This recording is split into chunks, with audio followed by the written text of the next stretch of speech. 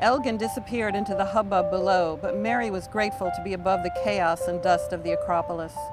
The view from her vantage point was spectacular, looking out over the plains that surrounded Athens to one side, and on the other, upon majestic Mount Lycabettus. The Turkish occupiers were living atop the Acropolis and had pitched tents everywhere. Sometimes, imagining their original condition, Mary could barely look at the buildings, which were now carcasses, ravaged by time, by war, and by negligence. Mary shook her head. How does a civilization once so mighty have such a great fall?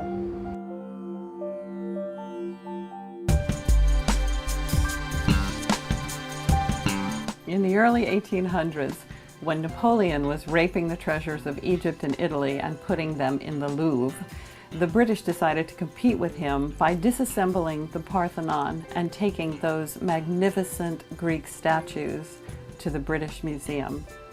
Stealing Athena tells the amazing journey of the Elgin Marbles, and it's told from two different points of view.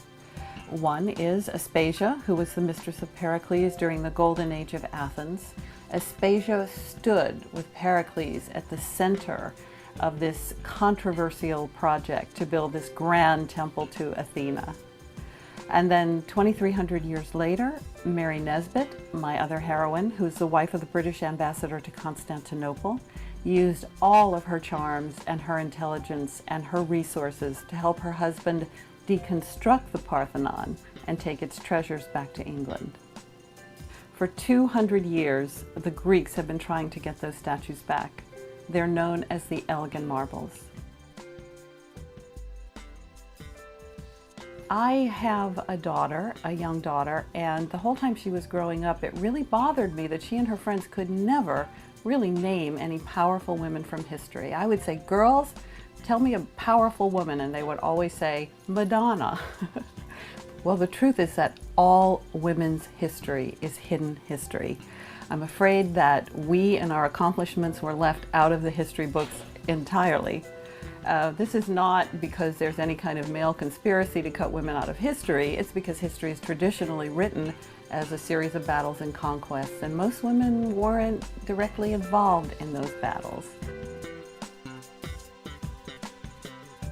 I am absolutely passionate in my work about illuminating the truth of the female experience. Stealing Athena tells two great love stories connected by one magnificent building, the Parthenon, the temple to Athena, and separated by 2,300 years in time.